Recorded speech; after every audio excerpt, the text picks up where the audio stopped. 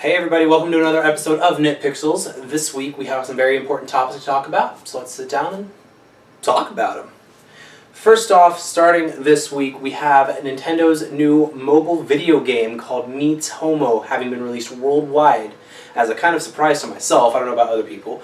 Meets Homo is basically a social media platform where you create your own individual me and you can talk to your friends and learn little things. There isn't a whole lot to talk about right now about it, but I am excited to see where it goes in the future.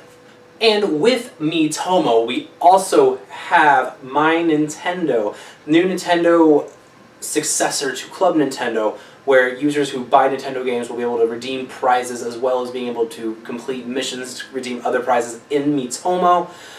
Once again, I'm just excited to see how it turns out. There isn't a whole lot on there right now. There are quite a few things, but there are some games obviously I've bought in between the time Club Nintendo shut down and My Nintendo started, so there are some I haven't been able to buy any new games for it yet. We had the big reveal last night. Final Fantasy 15 finally has a confirmed US release date, September 30th of 2015. 16. This year. September 30th of this year. Everybody's been super excited. I'm super excited. That's all that I can see anybody really talking about is that this game finally has a release date. I'm super excited. Along with the release date, we also figured out that Square Enix is making an Ultimate Collector's Edition for Final Fantasy 15. It's going to include quite a few objects, including the anime and the movie that they're basing off of the events around Final Fantasy 15, as well as quite a bit of in-game content that appears to, at the time, not be able to be found anywhere else, and a play arts figure of the main protagonist, Noctis. You'll be able to get the other three main characters' play art figures. They're about 11 inches tall. You'll be able to get them off the Square Enix store. However, at the time, and all plans considered, Square says that Noctis will only be available if you get the Collector's Edition, which is already sold out.